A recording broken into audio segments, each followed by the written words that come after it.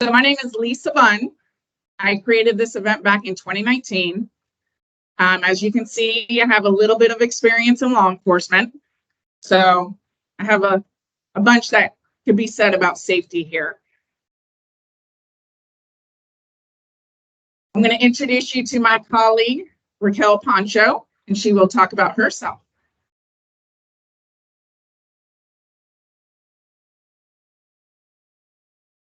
Good evening, my name is Raquel Pancho. I'm the Therapies and Disabilities Coordinator for the City of Tampa. Pretty much overseeing access for City of Tampa services. So if you ever know any concerns, please always keep your eyes open. Thank you. So the first thing we're going to cover is the Tampa Police Department. They have a program called Help Us Help You. It's about registering your child with special needs with the law enforcement agency. You're going to learn in this presentation what information dispatch will have regarding your address if you decide, and again, this is just a voluntary program that the Tampa Police Department, but it helps keep your child safer. You're also going to learn what information an officer sees while en route to your home with information that you provide. And then you're going to see information that's actually on file of your child. And I provided the link at the bottom so you can read more about the program. So why should you register your child with law enforcement? It allows law enforcement the ability to access vital information about your child in the event there's an emergency at your home. So here's an example of a dispatch screen where your address would be flagged. Now, this flag is only valid for 1 year, and the communication center, which is the 911 operating center, will contact you to see if everything is still valid, you're still at that address. Any other new information you want to provide about your child, you would give it to them at that time. Now, if you look, this is the detailed information that you provide about your child. So in this example, it's Johnny Doe. He's a white male, date of birth of 1/1/2010. He has autism spectrum disorder. He's nonverbal, so that's a very important factor you would provide to law enforcement. So then they would need to know, oh, well, I'm going to have to use a communication board to communicate with that child because they're nonverbal. Other examples over there, you provide may display stimming behaviors, an iPad will calm Johnny, and just other example. Another one is where you provide there's a pond near your home. If your child is attracted to water sources, you definitely want to provide that to law enforcement. And this is what Johnny looks like. So you would provide a photo. And again, because that address is only flagged for 1 year, you need to provide an updated photo so they can update your child's profile. Now, a new thing that the city added, because if they become 15, 16, they can start driving. They also added a vehicle registration flag now. So they added this program last year. So you provide the tag number, the vehicle identification number, the vehicle description. So if they run the tag, they'll be like, okay, so if somebody's not communicative, they understand why, because you provided that information to law enforcement. And this is just an example of what the vehicle registration looks on a dispatch screen. And again, I provided the link. You should also have a copy of this PowerPoint presentation so you can go at home and register your child if you chose to do so. Now, this is with Tampa Fire Rescue. These are the supervisors you would have to contact if your child has significant medical issues. This is very vital if there's certain medications they're allergic to, you know, what other medications they need that they may not have on them, you provide that information to them. And then say your child has sensory issues and the siren and they're afraid of fire trucks. You would contact Zalavia Harley with Tampa Fire to see if you can schedule a tour to get them acclimated so they can get used to that so they're not afraid. This is one thing I thought, I don't know how many, Raquel, how many years, because I, fought with Tallahassee. They have new designations now where they have the D that could be added. Well, a few years ago, they only had it for ID cards. I fought them on that and saying, not everybody is the same on the spectrum. There could be somebody high functioning that can drive, but they should have that designation available. So now it's available on your ID and also your driver's license. You can get an ID card registered with your child as young as 5 years old. I cannot express, in the state of Florida, there's only 40 law enforcement agencies that have a special needs registry. If you get your child the ID card, every law enforcement agency in the state of Florida will have their photo and they'll know this designation. The one good thing about this designation is on the back, it doesn't say what it means. So only law enforcement knows that it's for a developmental disability. You will also need a medical form, which I provided the link on the bottom of this. You have to get from the pediatrician in order to get that designation added to their ID card. So say you don't do the ID card. Self-identification is very important, especially if they're not verbal. Try anything, see what will work with them. You can get a medical bracelet. You can get an ID lanyard badge. You can get a dog tag. I also recommend doing this for food allergies, especially on your kid's lunchbox. You never know, the teacher could be out sick. They have a substitute. Well, that substitute may not know everybody's medical issues in the classroom. So having this on their backpack, my kids have it on their lunch bags. This is the wallet card down in Miami from Disability Independence Group. They're a nonprofit organization that makes these ID cards free, and it's specifically for your child. So not every ID card, wallet card is the same. So you can contact them, see, okay, my child is nonverbal. What type of information should I have on that card? And you work with this organization to see what's best. So CARD will be presenting a little bit later, but here are some visual aids to practice at home. If you have the opportunity to contact your local law enforcement and see if you can set up a training with your local law enforcement and use some of these communication boards. This is one that Johns Hopkins. Now, mind you, I provided links to all of these so you guys can look at it, see what's best, see which communication board your child responds to. This is from the National Autism Association. This is social stories that CARD has created for fire safety. You have one that's a realistic social story, and then one that's a cartoon. Again, whichever one your child can gravitate to on learning properly, that's the one you want to use. And again, the link is attached to your presentation that you can go look at later.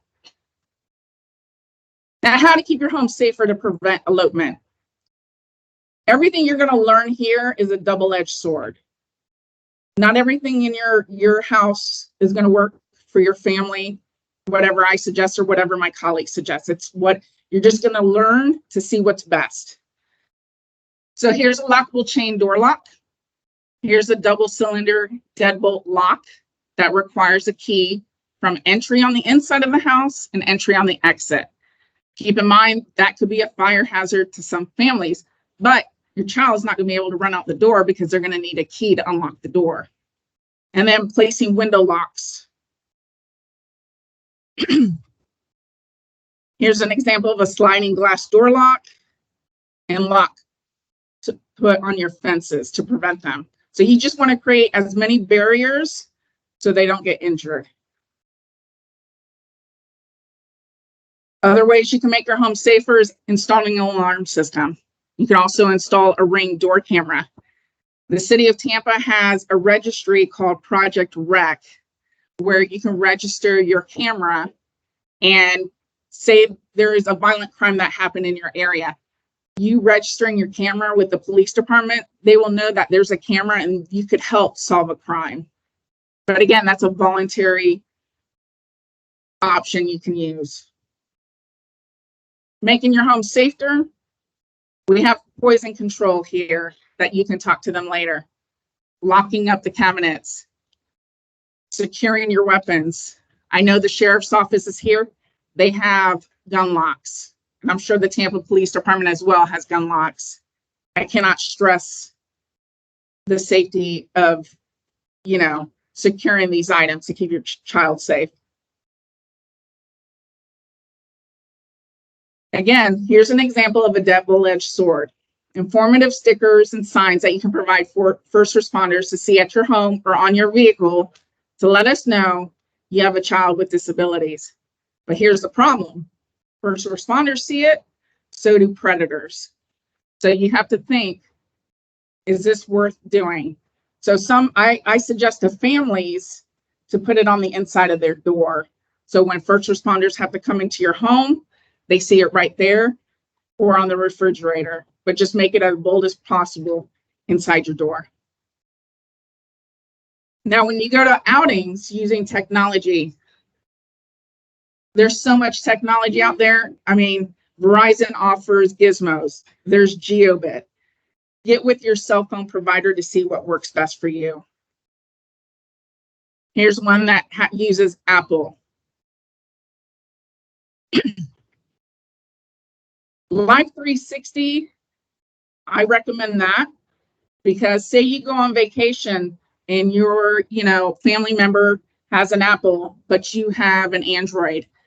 This app allows both providers to communicate with each other, to locate each other.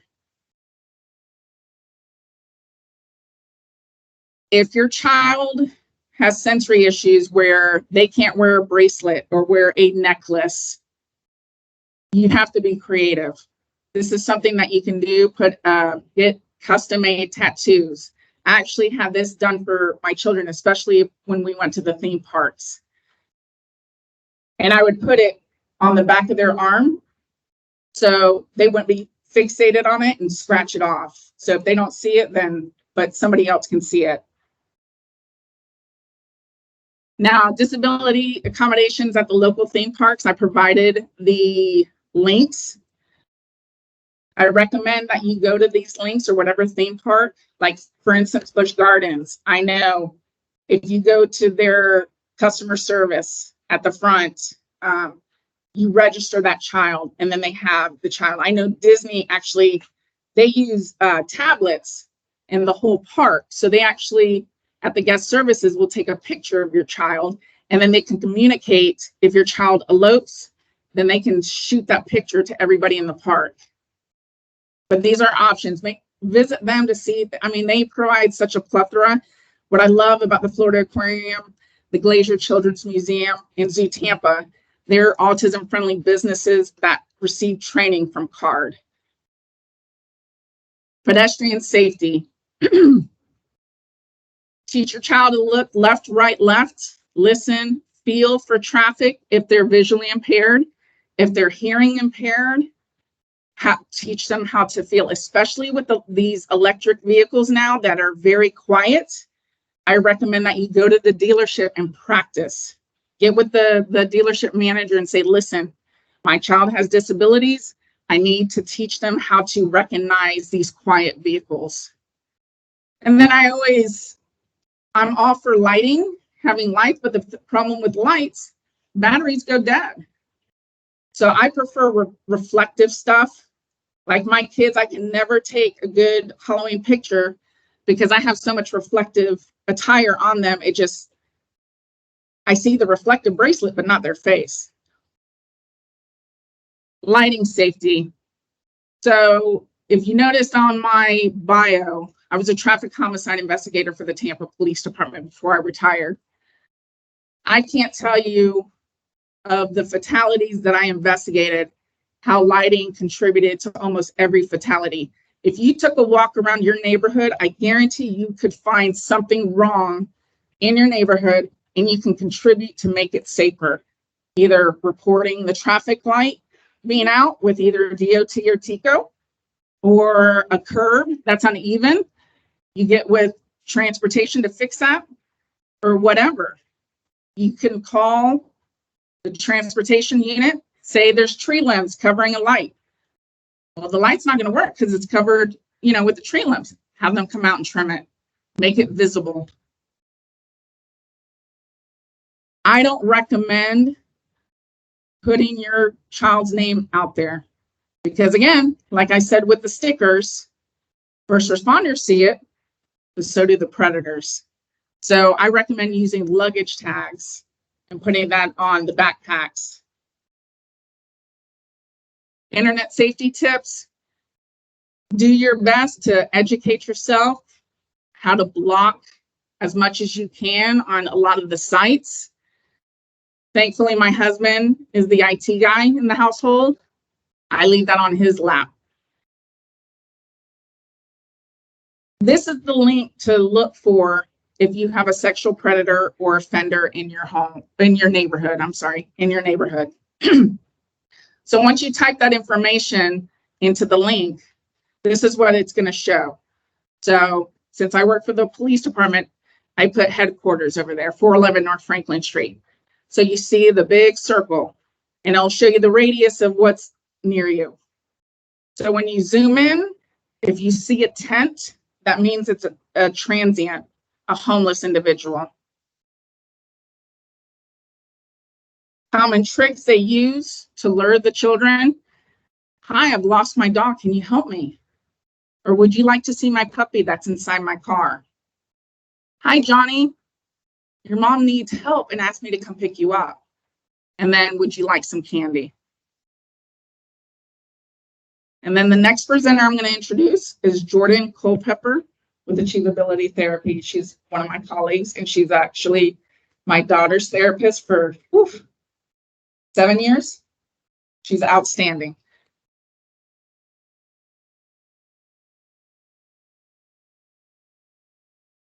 All right. Hello, everyone. I'm Jordan. I am a BCBA with AchieveAbility Therapy, as well as the Chief Operating Officer.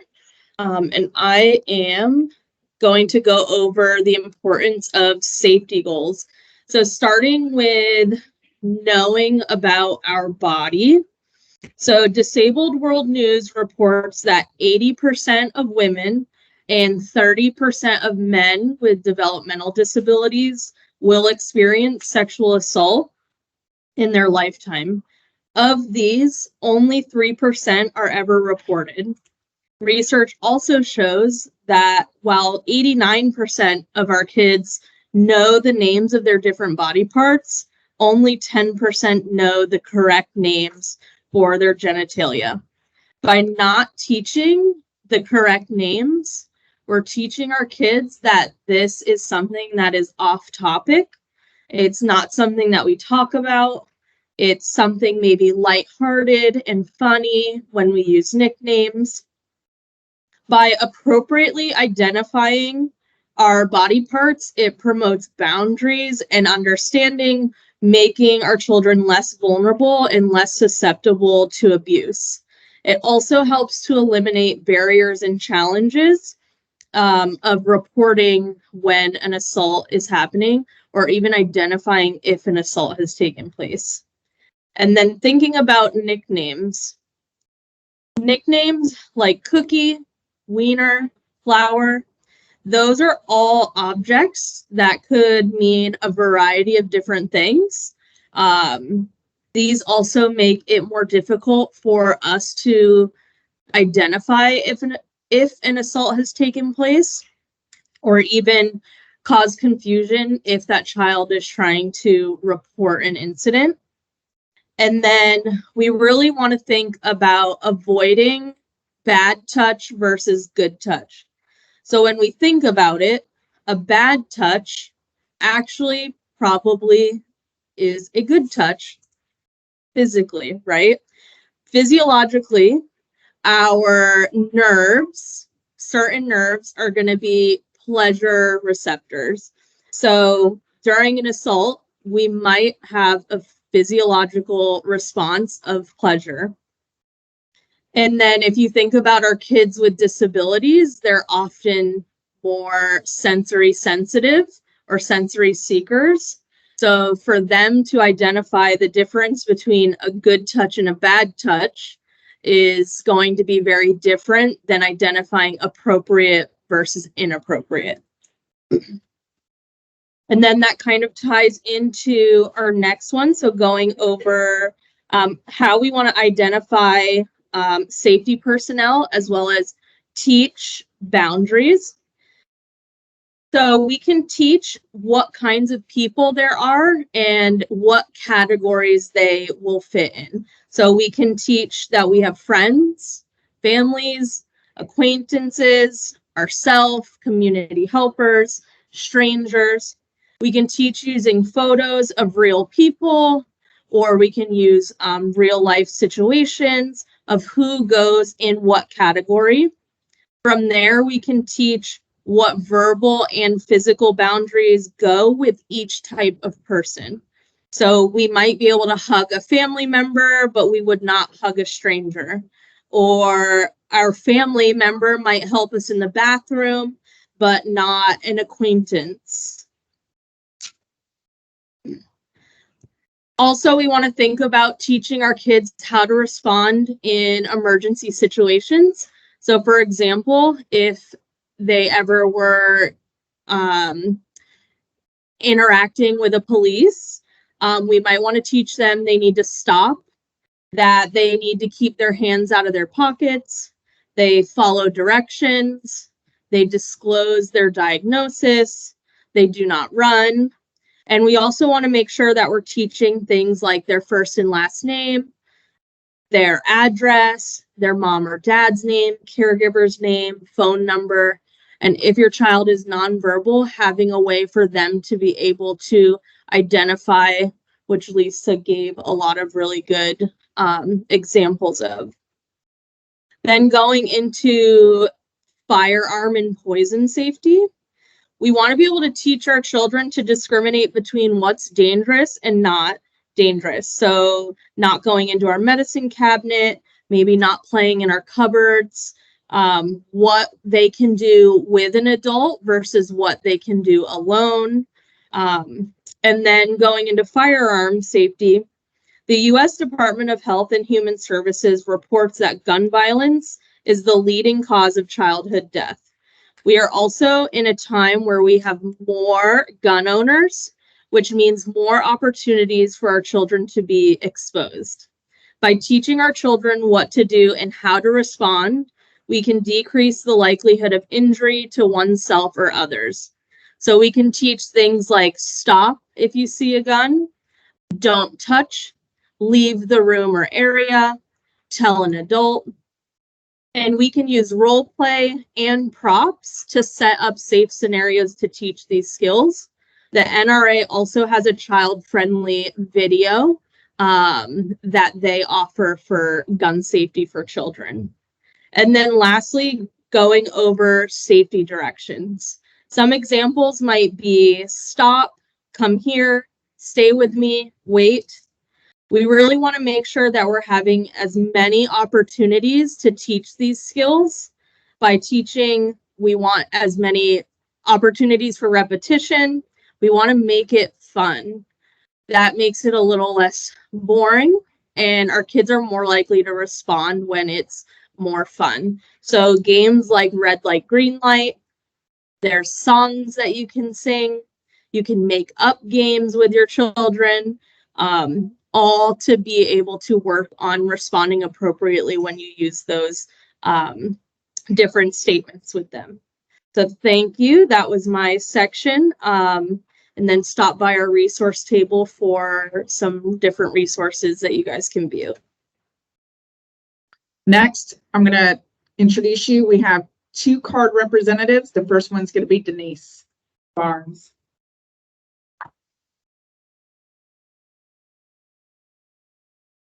Evening, everyone.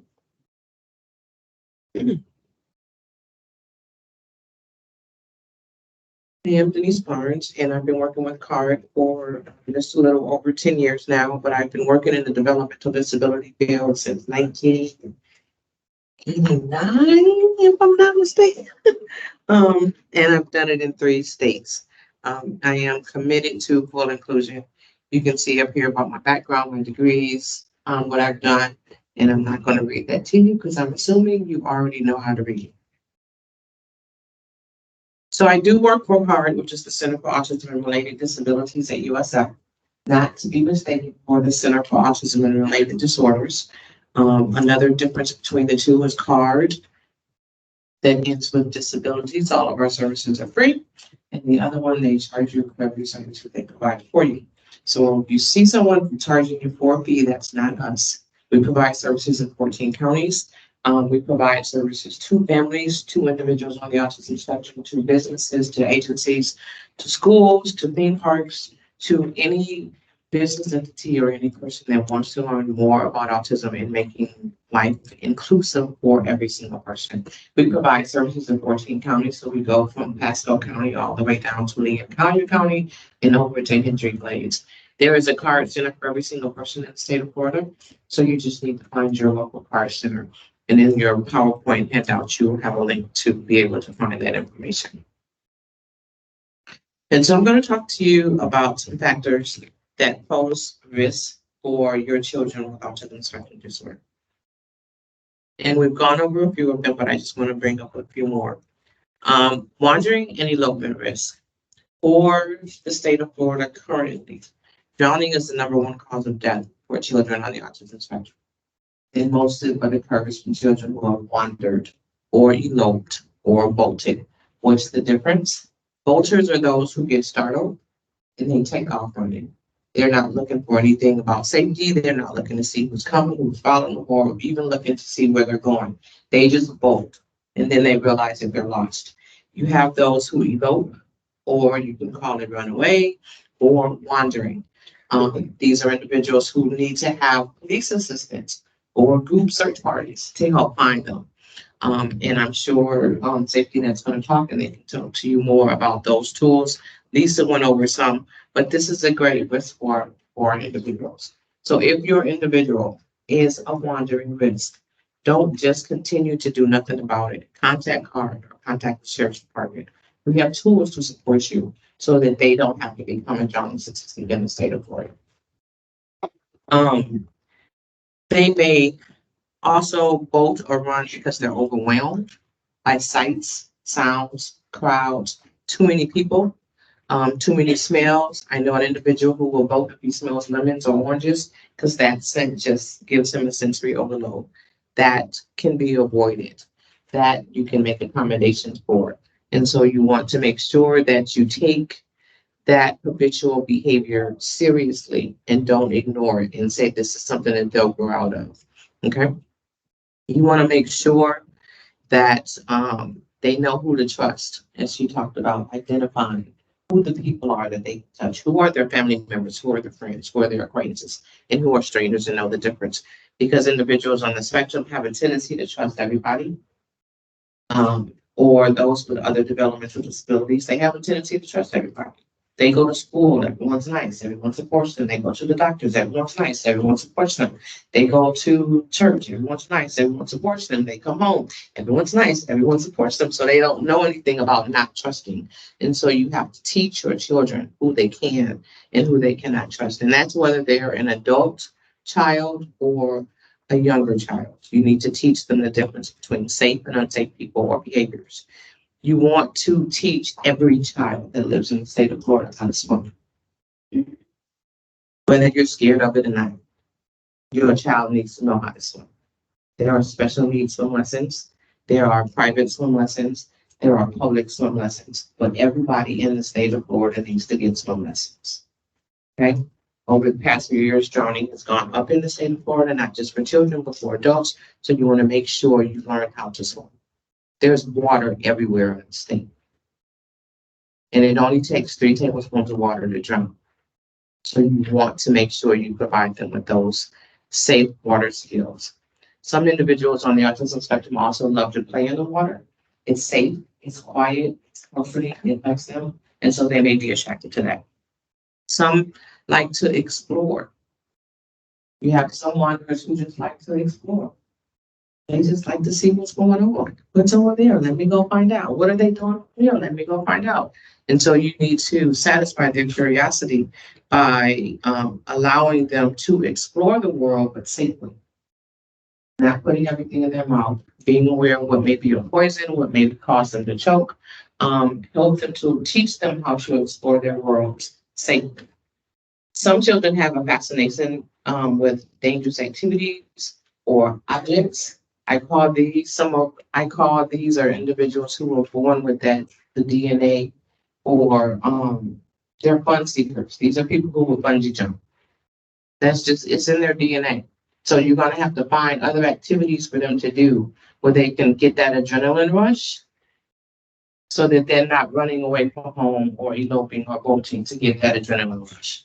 Okay, so their adrenaline rush is if I'm laughing at you from having spent 3 hours looking for them and you're tired and scared and frantic, but you've taken them to do some activity or some experience where they can get that adrenaline rush. Some individuals don't perceive that things are threatening or dangerous, and so you have to teach them that. Okay, and you do that when it's calm, not when you're friendly. Okay. You want to let them know that things can cause an injury to them because they don't know. You do it anyway. You tell them don't touch the plug, the outlet plug, because you may shock yourself. So you start teaching them about those things that are inside the house and outside the house. They may not perceive animals as being threatening. They may not perceive other people as being threatening. So you have to teach them the difference. Who's approachable, who's not approachable, what's approachable, what's not approachable. And also teach them how to stand up for themselves. And let them, your child every day should tell you how their day was, and if anybody threatened them, bullied them. If they didn't, you need to figure out a way to get that information from them, because bullying is serious and it doesn't have to happen. And you can intervene to stop that from happening. But it can also cause individuals on the autism spectrum to have negative behaviors and wander and or both. You want to make sure that you always check your child who has special needs or autism for injuries, because there are those who don't know that they're hurt. They don't have any sensation of pain. They don't know if they're bleeding. So you're going to have to do regular body checks so that you can see if they're bruised, if they have a scratch, if they're cut, or if they are hurt. Okay, I've told the story and a couple others. There was this 5-year-old boy who was running with his friends, playing up and down the street, and his mom didn't notice anything until she looked out the window, and then he was limping down the street. He had broken his leg in 3 places. He didn't feel it. He was still running up and down the street.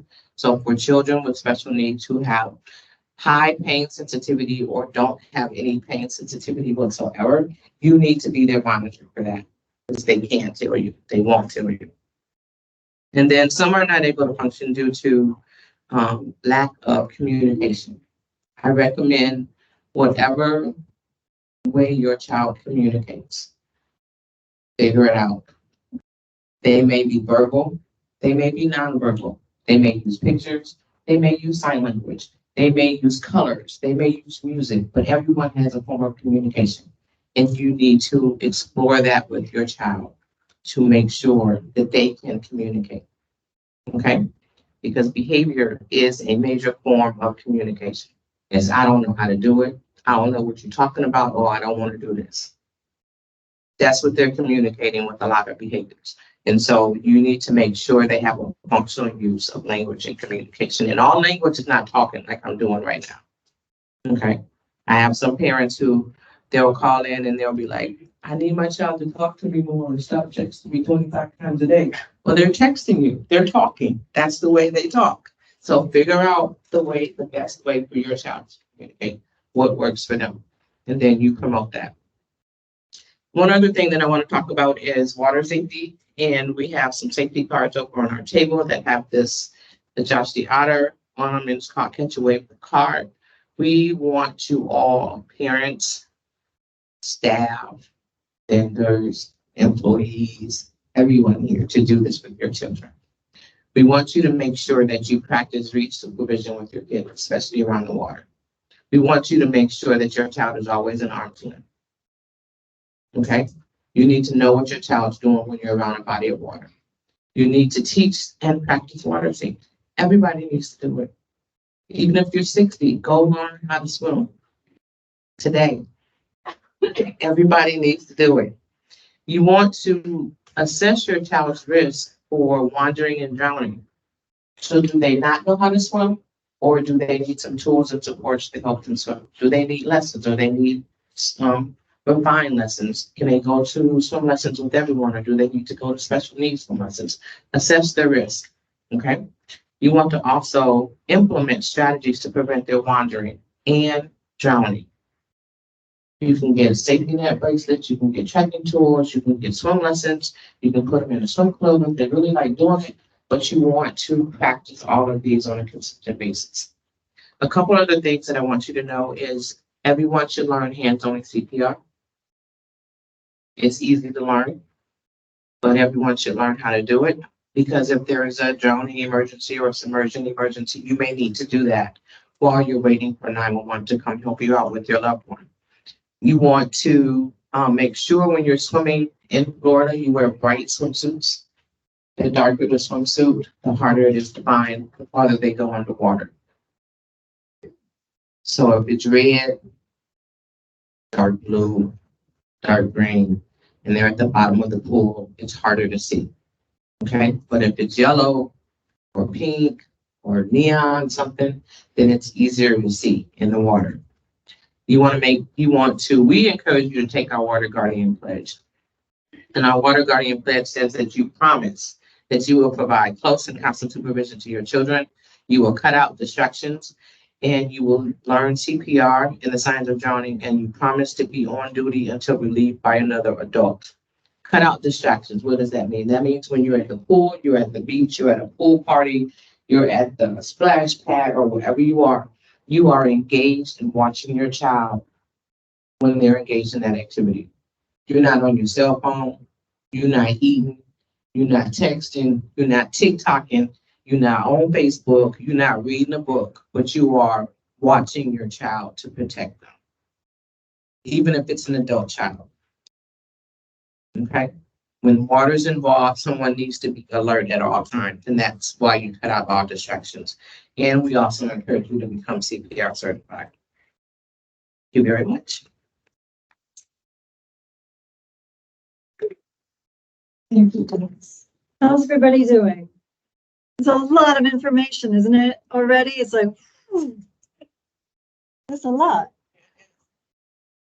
Everybody like with it so far? Okay. All right. Hope you had a good dinner too. If you didn't get dinner, go get some. My name is Lee, and Lee Daly. I work at CARD as a early age specialist, so 0 to 6, but I also am the mental health lead. And so that means everybody from 0 to as old as you can get and stay alive. So we are interested in protecting children and making life better for anybody on the autism spectrum. And so that is why I'm going to talk a little bit about what CARD actually does. We help individuals on the autism spectrum from the moment that they're diagnosed and until they're done with our services. As long as they want to be involved with us, they can be. And registering with CARD is just the step that it takes to initiate some of our services.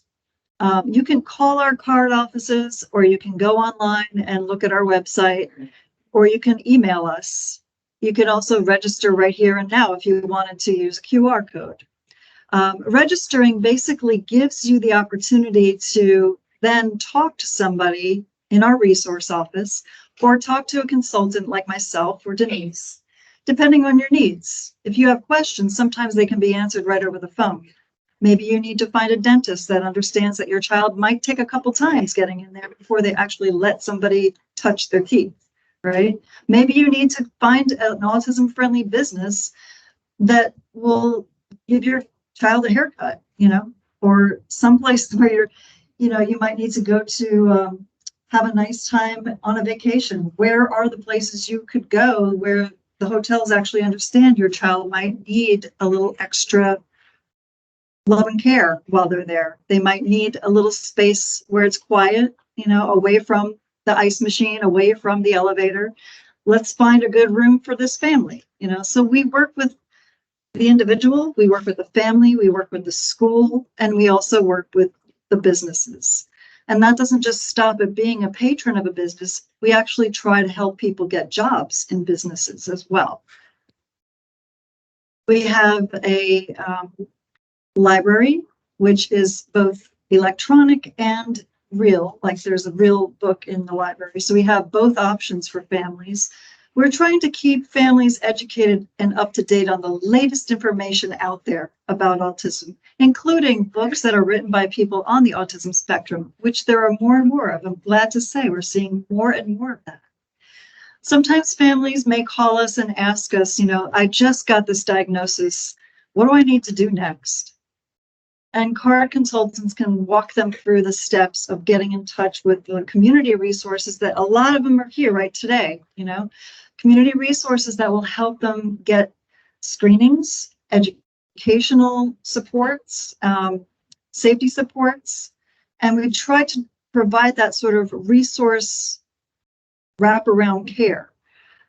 We can also assist the families directly with a consultant working directly with a family to understand within the home what are some of the issues that could be contributing to some behavioral issues or problems, how to move through the steps of doing things like potty training in a way that is understandable to your child, or how to help a child manage the structure of the home after coming from school. What are some ways that they can decompress? What are some of the activities that they can do to sort of self-soothe after they've been through a rough day at school before placing any more demands on them for homework and other kinds of things? And just basically understanding, what's this trajectory going to be like? I have a child on the spectrum. What can I expect as they get older? What kinds of things might I have to think about to protect them? And so you're here today. Thankfully, I'm really glad to see you here. I'd love to see you spread the word. If you find this interesting and helpful to you, spread the word, because the more that people understand about autism and can, manage the different needs of a person, the better it's going to be for the whole family. So we encourage you, if you're interested in the library, it's open to parents. It's open to anybody registered with CARD. You don't have to be a parent to register. You can be a teacher. You can be a community member. You can be a grandparent or an uncle.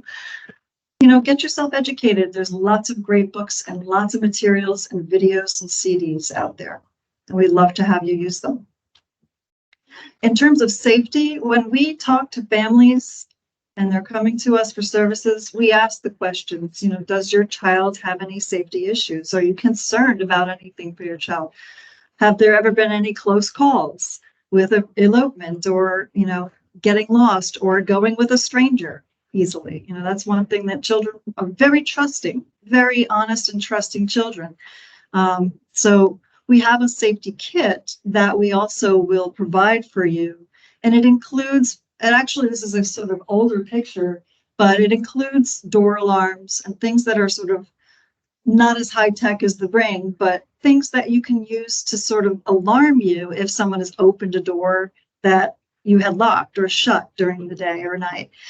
We also have lots of information about poison control and poison safety, drowning and swimming lessons or safe swimming lessons or water safety, as Denise was mentioning. And you'll see some of our materials at the back of the room as well. We have things for first responders to be able to recognize the needs of your child. And if you're not able to communicate for them, heaven forbid, because of an accident, they will be able to understand what your child needs in that back seat as they're helping to assist them.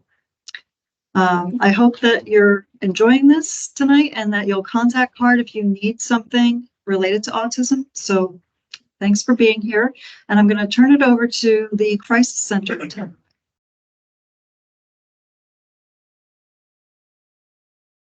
Before I have the Crisis Center come up, after listening to my colleagues, I forgot to mention, when you go back to look at the sexual predators and offenders in your area, don't keep that information to yourself. share it with your child. Take your child by that house. Say, okay, this is so-and-so, whatever the name of the individual is. Show them the house, show them the car every time. So if you take them trick-or-treating, or you're going door to door selling those fancy chocolates, you know which doors to, what homes to avoid. And then another thing, bringing up outings, don't think that, one, never judge, because my home is like Fort Knox. But my family experience where my daughter eloped for 30 minutes while we were sleeping. And I can't tell you. So keep it in mind when you travel, you need to think of these safety tips. So just don't think that it can't happen to it can happen to anybody. So here's the crisis center, Tampa Bay. Rhea Klein. So as she said, my name's Rhea. I am a certified victim advocate with the Crisis Center and the Sexual Assault Division. We have many different resources at the Crisis Center. It's not just for sexual assault. We have things for veterans, we have counseling, things for human trafficking, suicide prevention. But what I'm going to specifically talk about pertains to sexual assault. So when does an individual lack consent? So anyone who is under the age of 16 lacks consent. Consent means to give permission to someone to do something or for something to happen.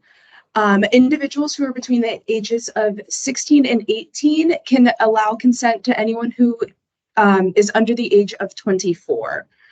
I like the little thing that I have the picture on the side. It's from Planned Parenthood. It is the FRIES acronym. So it stands for freely given, reversible, informed, enthusiastic, and specific. Other individuals who cannot consent to certain things are vulnerable adults. Vulnerable adults are someone who is over the age of 18, who has difficulties doing day-to-day tasks, and most likely has someone taking care of them as well. So individuals who have physical disabilities can provide consent to sexual activities. But if an individual has a cognitive disability and is under a care of a legal guardian, they are unable to give consent to sexual activity. So there are unique challenges when it comes to vulnerable adults. I have some of them listed as it may depend on if the abuser is in a caregiver role. They might not be aware or understand that the assault is happening to them.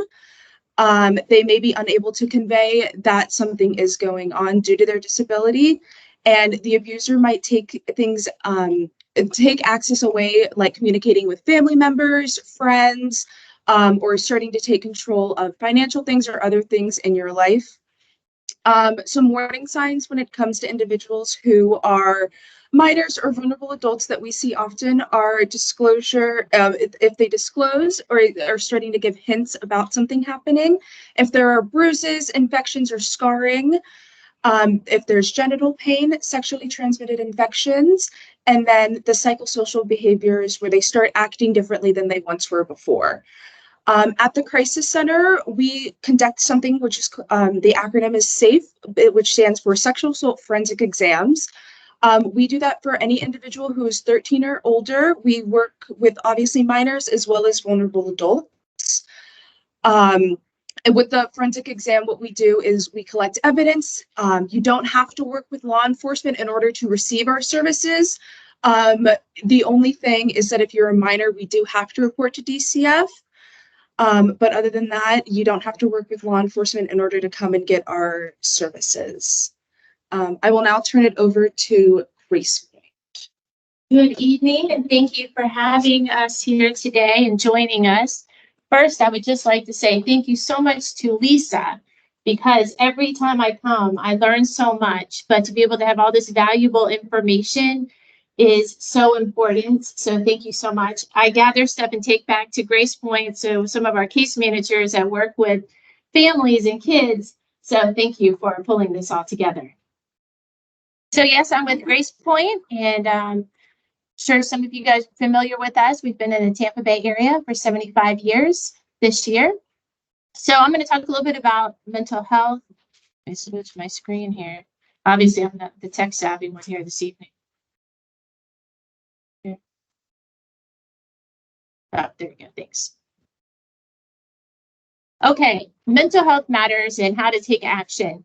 So children with, no matter what abilities your child has, working and helping them have mental wellness is important. And sometimes I think that gets overlooked because we're so worried about maybe their physical health, behaviors, doing well in school, do they have friends? But we're not always concerned and thinking about mental health kind of gets dropped down. But the reality is we're all on a journey for mental wellness, right?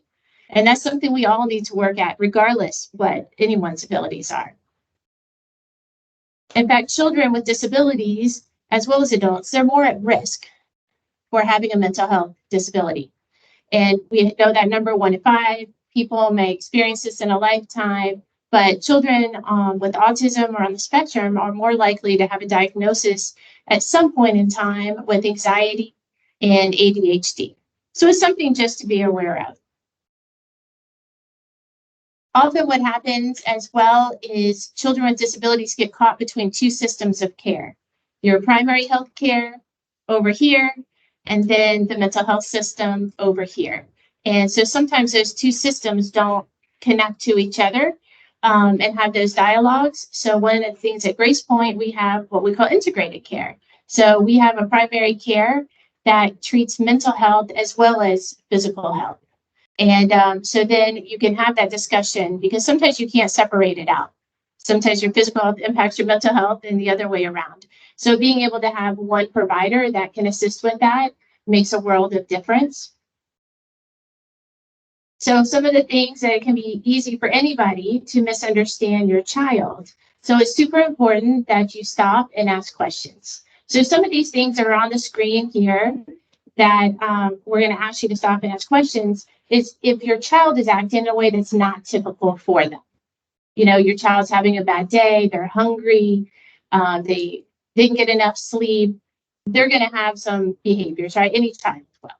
But some of our providers and colleagues here have shared that unfortunately children with disabilities sometimes are more at risk for abuse or to be bullied. And so children may not have the ability to tell us that. So these are some signs that there might be something going on with your child. So if they aren't acting like themselves, they might seem moody, quick bursts of energy. You guys can read the screen here, so I'm not going to read them all, but they might be trying risky behaviors or hurting themselves on purpose, and that's in a non-soothing way. So if those things are happening,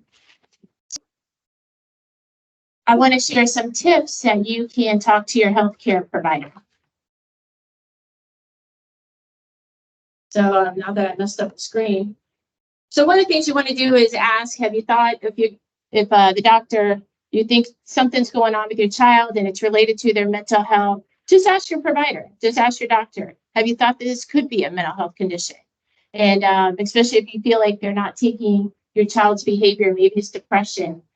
Tell them why you're concerned and what you've noticed in your child lately. One of the things that you can do, I have 4 kids, so I'm constantly don't know which direction I'm going in.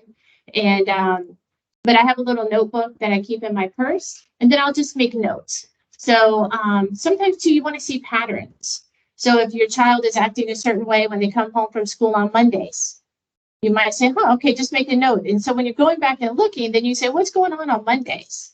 Oh, they go to after school care on Mondays, but they don't go on Wednesday. So again, you just want to be able to give yourself clues to see if there's something going on. Number one, that you can control.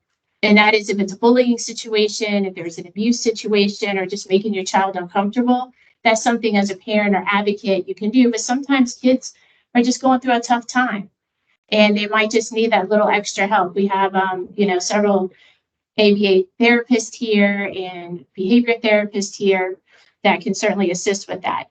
And as many of you are here tonight, so you are determined to find answers. So I applaud each of you for being here. And then some things that you may want to ask if they offer a mental health diagnosis is ask if they can explain that to you. What does that mean? What is the treatment for that? How soon should it start? If they are recommending some type of treatment, what are their alternatives? And if they're offering medication, one of the things you want to ask if your child is on, if you're on the mental health side and they're offering medications, but your child's taking medication on the physical health side, just ask, could they interact with each other? Would they cause any sleep disturbances or any of those interactions? You can also ask your pharmacist. A lot of times they can be helpful as well. But one of the things too is you will know your child's interests, so spend time with them. So we talked about mental wellness. So these are some of the times when your child maybe isn't doing as well, but it's really important to connect with your child, spend time, enjoy. Life is short. My sister had developmental disabilities, so I became her caregiver after my parents passed away. And I'll probably get teary-eyed because she has since passed away about 3 years ago. And as a caregiver, it's a lot of work. And there's days where you're like, okay, is it ever going to ease up? And you love your family member dearly. But I think as a caregiver, your mental health and your mental wellness is just as important. So you have to find time for yourself, but don't get so busy to find answers. Just enjoy. And it can be tiring and exhausting at times, but as long as they're alive and they have blood in their veins, enjoy the moments. And again, thank you for being here and finding answers to support your loved one. And because as a caregiver myself, we have raffles going on later on today. I have a raffle for you. And if you happen to be lucky to get it, I'm going to ask one thing. That you will take this raffle prize and do something for yourself, whether that's a pedicure, whether it's going to the movies by yourself. So you can just sit and enjoy and someone's not asking you, you're not checking if doors are locked and watching them by the water. So thank you guys so much for being here. And I applaud you for taking time to learn how you can better advocate for your child. Good evening. So my name is Erin. I'm from SEAL Swim School. We've been in the Tampa Bay area for 42 years. I'm the owner of SEAL Swim School West Pasco and North Pinellas. I'm just going to talk to you a little bit about water safety. This just gives you a little idea of my background with children with special needs, as well as in the swimming and education side of things. The biggest thing that I'm doing right now is I'm working on making sure swim teachers all around the country know how to work with children with special needs. And I have helped develop a course specifically for that so that you have better opportunities from your swimming lesson providers, that they have a better understanding of how to work with your children. Super fun. And I'm really proud of that. So this is just a little explanation of why water safety and autism are they're right there together, and why children with autism are typically drawn to the water.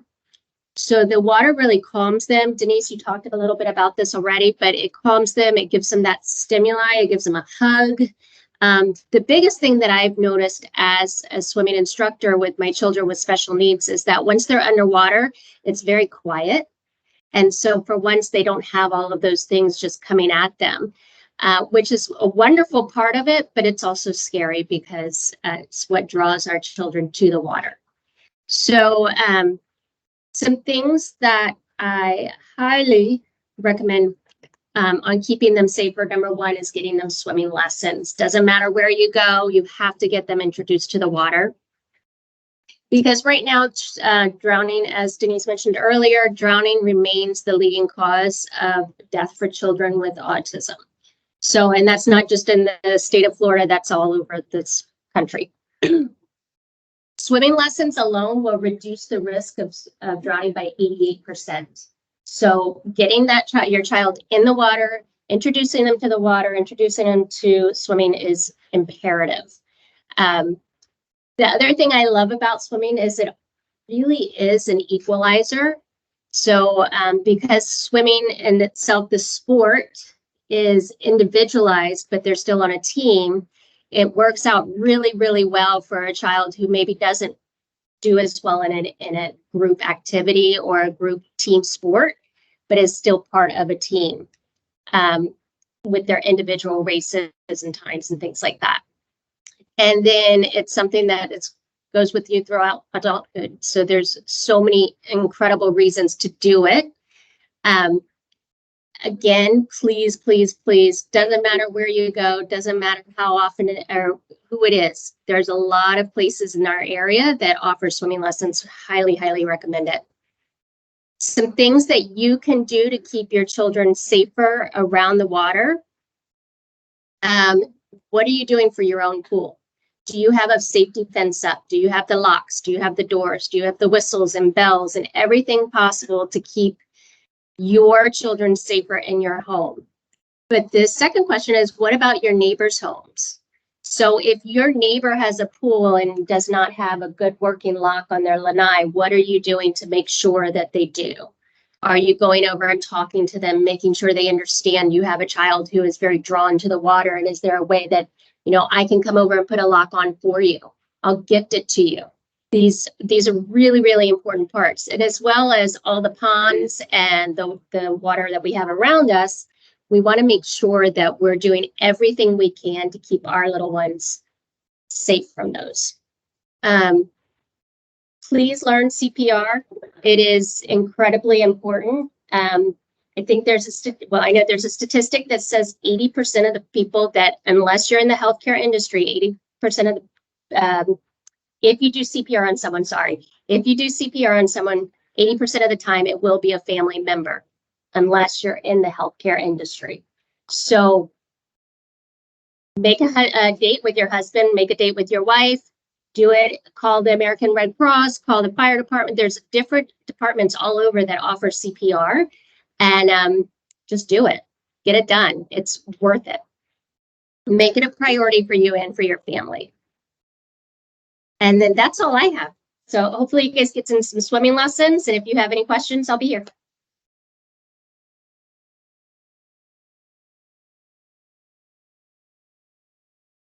So I created Keeping Our Kids Safe back in 2019. And when we broke at the end, asked, you know, during the question time, a parent had asked me, how do I get my kid this training? I was like, oof, I couldn't fathom having an auditorium of children on the spectrum because each child learns differently. So I watched my daughter one day watch a video over and over and over and over again. I was like, that's what I have to do. I have to create animation videos to help each of these topics. So of course, you know, anybody that knows me, water safety is the number one. When I first created this, I actually had 2 presenters talking about water safety. I cannot stress it. So I'm creating an animation series called Being Safe with Elena. And this is my daughter. And we're doing like a cassette deck. I'm going old school. Side A is for the kid. Side B is for the adults. You're only going to see side A, which you would share with your child.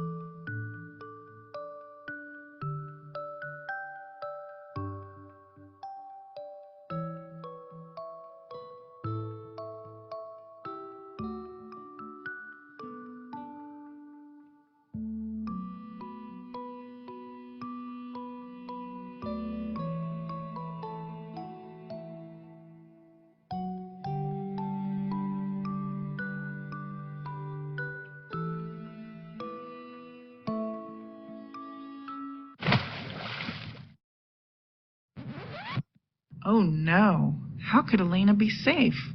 Let's rewind and find out how.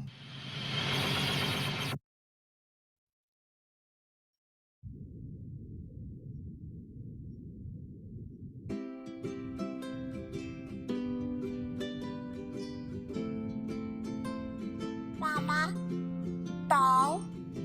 Good job in telling me you wanted your ball, Elena. I'm so proud of you for asking Mommy for help and not going outside alone by yourself. Thank you for letting me know that you wanted your ball, sweetie. How do you feel about taking swim lessons so we can be safe around the pool?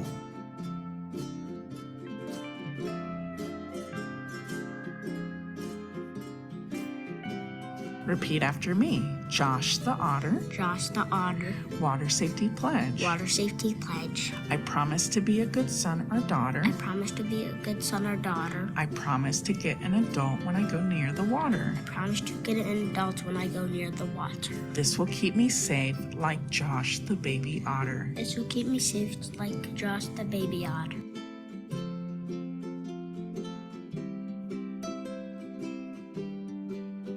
So I'm going to stop it there, but these are our partners and so forth.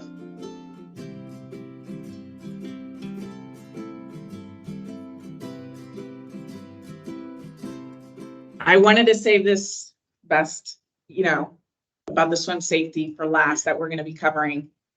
Everybody in here, I don't want to hear of an excuse. I don't have the time. No. Do it now. These are free private swim lessons that the YMCA is offering. There should be no reason why you can't get your child swim lessons. So I hope you guys will, they have it in the back. Miss Christine is waving the flyers in the back, so make sure you get a flyer and register your kid with the YMCA to get lessons. Now, another exciting thing, the Hillsborough County Sheriff's is going to be doing a demonstration about safety net. And they're going to be talking about an amazing offer that they have. And this is Sergeant Carissa Evans. Hello, I'm Sergeant Carissa Evans. I've been with the Hillsborough County Sheriff's Office. This month will be 18 years. Very proud of that. I've been part of our safety net team since 2016 with my cohort over there, Sergeant Massaro. So I'll talk to you a little bit about safety net and the exciting news, what we're offering.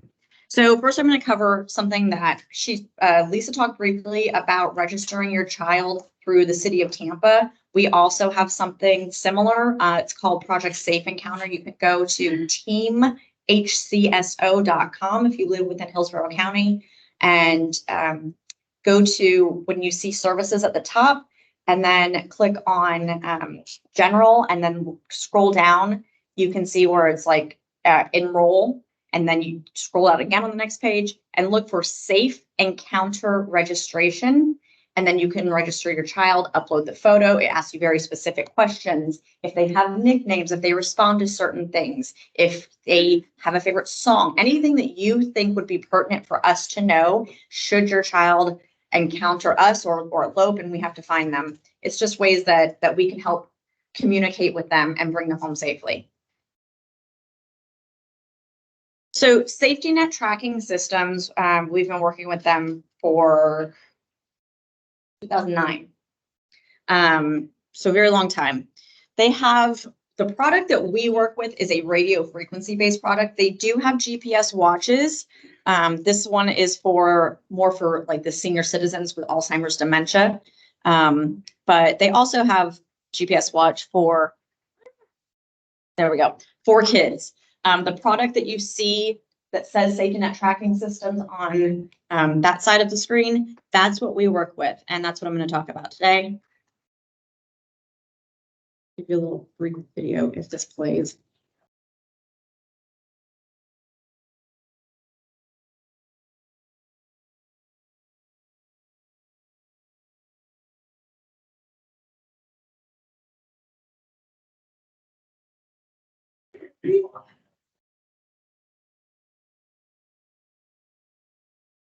There, I'll try to direct you with my IR.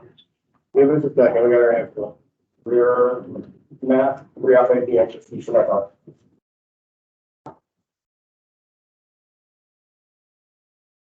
How far big, we'll make you push that deep on it.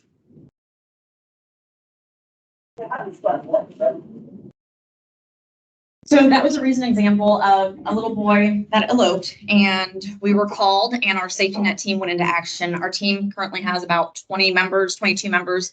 We train quarterly, specifically using this technology. And when you stop by the table over here and want to do the demonstration, you'll kind of see how it works.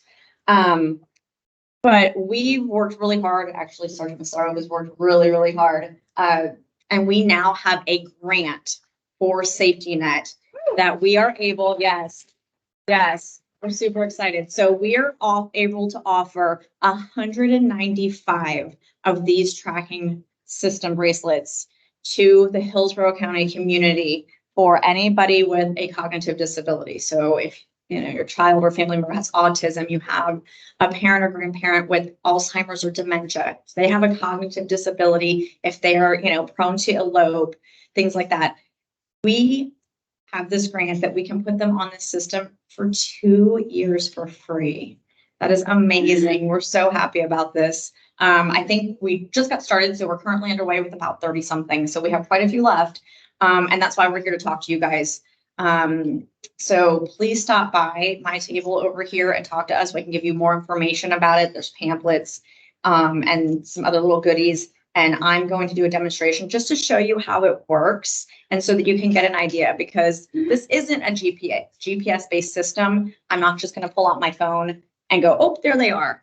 It's a pretty cool piece of technology that's been around forever. And the nice thing is, I don't know about you, but if I go into Target, I lose signal on my cell phone, right? You go into some of these places and you're going to lose your signal. The nice thing about the radio frequency is we're not going to lose that signal, right? We're going to get it in some of these harder places where you're going to lose your GPS signal. And that's one of the main benefits of this particular system.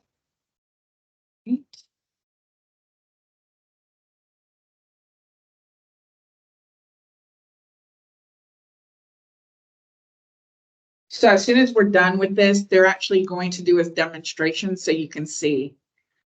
I want to thank all of our partners. This is just a sample. And then this is a special thanks to all of our sponsors. The food that you had tonight and the beverage came from the Cracked Pepper Cafe and then Express Beverage of Tampa Bay. We're going to have a raffle at 8:30. Hopefully we can do it sooner. We have 2 baskets offered by card. They're 2 sensory baskets.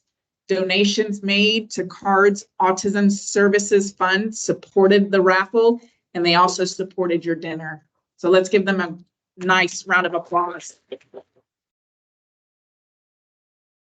And then AchieveAbility gave me rain on the raffle. So again, I'm all about water safety. So we have a water safety basket. When you leave here, make sure you grab your bright, fluorescent, blinding yellow bag with some of these resources in it. And I'm going to announce a new event that I'm creating that's a spinoff of this event called Securing Their Future. It's going to be also this month, and it's meant for older children that's about to graduate into adulthood. So we have a disability attorney that's going to be talking about guardianship. We have employment options, housing options, transportation options, and more. So if you guys email me, you should have a copy of this presentation. If you want to join my listserv, email me. I will add you and you will get first dibs and notification about this upcoming event. Any questions before they do a demonstration? Don't be scared. Okay.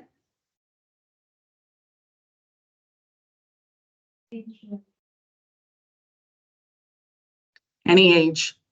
The reason I created this event, I'm going to explain, and it forced me into an early retirement from the force. I ended up getting COVID. It almost took my life. I remember the last hospital ride. I was calling my husband, explaining to him, here's the will, here's the pension office, so forth. And all I could think about was like, oh my God, my daughter, she hasn't hit adolescence yet. What's going to happen? So I'm also on several disability boards throughout the whole state of Florida. I also follow several disability groups, and I've seen such a need where disabled children hit 18 and then all services just drop to the ground. So I created this event that's coming up the end of this month. It's the last Friday of February, to give you options to plan ahead on what to do next. But you can get the guardianship whenever. Any other questions? Okay, we need a volunteer. We need a child and a parent. Oh, come on. Oh, he really wanted a volunteer.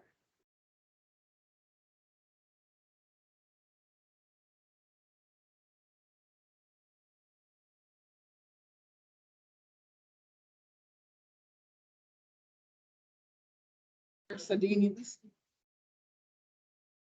Okay, I can I'm doing much better without it. So real fast, so this is basically the size of what would be put onto a bracelet on your child loved one. It's really small, right? So this is basically the technology or the battery in here. Real fast, these batteries are good for 6 months. So you only need to use twice a year. Unlike again, you guys phones where you're charging them daily. So that's the great thing about this. So this would be what we're tracking. This is the equipment that we use to track it. It looks really funky, this big old antenna. I will tell you real fast, it's super fun when we do our training sometimes, because if we're out and about, like we do our training in the public. And we do our best to let the community know, hey, we're gonna be out there, we're gonna be training. But when you're doing one of these, as you'll see me kind of moving around looking for that little device, and you're doing it on a sidewalk, cars slow down. Cars slow down because they think that we're running radar with these new little things. It's really fun. I enjoyed that part of it. So I checked all that. So for some of you, the sound of this is going to be really annoying. I completely understand that. But this is what it sounds like. I don't know if you guys can hear the volume up. You hear that beeping? Okay. So basically that's what we're doing. When we start off, we're going to start from wherever the person eloped from, right? When we get there, we do something called a 360. So basically all I'm doing is I'm going to do this 360. I'm going to go in a circle. That's, well, I don't hear it. I'm going to keep going. Oh, wow, that's really loud. Okay. You see, just in case maybe I'm wrong. No, where is it the loudest, right? So if I go back this way, I'm getting the loudest signal. So based on this, and I can turn my volume up and down. All right, that's pretty loud. Still pretty loud. So I'm going to turn what's called the gain down. Technically start more and stuff. And I'm still really picking that up. That's dropping over there. Yeah, no. Now I've got this now. It starts off and then gain 99. That's all we want to look for. So that's all of this is. We're just basically guessing. We're actually guessing radio frequency tracking. We also train with our aviation unit. So when we get a call out, we will send a deputy up into the helicopter. They are trained to work with us in helping to locate loved ones in case they've gotten away. But aside from us, when we respond, it's not like we're the only ones responding. You're also getting, whatever deputy is available. So how we would normally respond to a missing person, if they are on the safety net system, we also as a team will respond. So if you have questions, I'll be here. Please come take a look. I'm happy to talk to you about the system, what it takes to enroll. We do have forms to fill out. So if you're qualified, please complete this and give it back to me. We will send this to Safety Net and get you enrolled on that grant. So it will not cost you a thing. And realistically, probably would take a week and a half, maybe. So this is something fairly quick. It's not going to be months and months ago. Right? But you stop by. Does anybody have a question about the program that maybe it'll help others? My daughter has my good and she done everything. So how would it stay on her? So she's always Chewing on it. So yeah. this is the strap that it comes with. They call it a comfort strap. It's a nylon, fairly durable one. I haven't encountered, I'm the one that brought it to Hillsborough County in 2009. I haven't encountered a situation where we had someone that would chew on it. We have had situations where they were able to find devices to remove it. There is a leather strap that we could get with this. I imagine that would be not as tasty. And it's very thick. So that is an option, but we always try to start with the comfort strap first. And then if we need to go to something a little bit more robust, then we can go that way.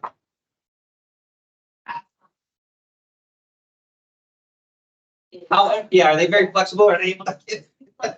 So, yeah, that's a thought. So I cannot express how excited this year we got you free swim lessons and tracking devices. So to prevent your child from drowning and to help prevent your child from eloping. And if it happens, we can track them. Any other questions? Lee Bailey with CARD has something to add. Since we're running a little bit earlier, I will be doing a raffle at 8 o'clock. Make sure you see your exhibitors and ask questions and get as many resources as you can. Just want to add one more thing. Thank you, Lisa, and thank you to the Sheriff's Department for just initiating this process and carrying it to the point where it is today. If you don't have a tracking device and your child is missing, do not hesitate to call 911. Don't spend a long time looking around, trying to find that child while they could be in a pool somewhere. 911 and whoever's responding, those first responders would rather hear, oops, I found them in the closet upstairs, than find them drowned somewhere or hit by a vehicle. So don't hesitate to call 911 if your child is missing. And also, if your child has a habit of eloping or bolting, tell the school. Tell the school all about it. If they have an IEP, safety goals can be added to their IEP. That's an individualized education plan. And tell them don't hesitate either, because sometimes schools will spend a very long time trying to find that child within the school, and it's already too late. That child's left the school grounds. If your child has a safety net bracelet or any other kind of tracking device, don't hesitate to call the second that you know they're missing. Again, they'd rather hear, oops, my bad, I found them, in the car. It's better that than something worse. So just want to add that too, okay? It's really important.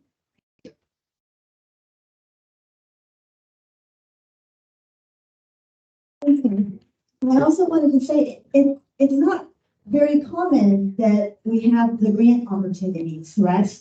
Right? I've been known about safety net for quite some time, and it's not very frequent that grant opportunities are available. Well, we've been fortunate for the sheriff's office to get the grant we have now. I will say, to give credit to CARD.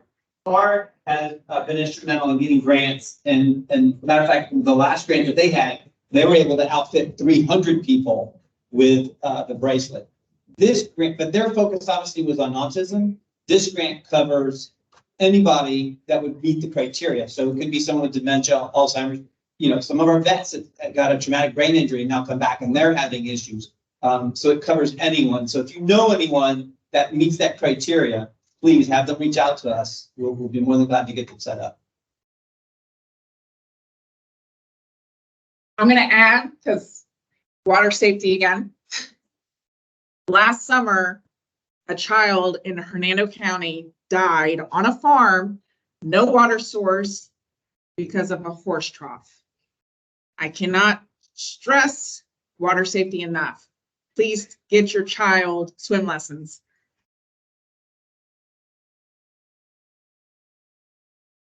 Last summer, a child in Hernando County drowned on a farm, did not have a pool, did not have a pond, drowned in a horse trough. It doesn't matter. It could be, like she said, 3 tablespoons water. There's no reason we have the flyers in the back. Free. Did you hear me? Free, free, in the back, swim lessons. Thank you, guys. Visit all the tables. 8 o'clock, we'll be doing the raffle.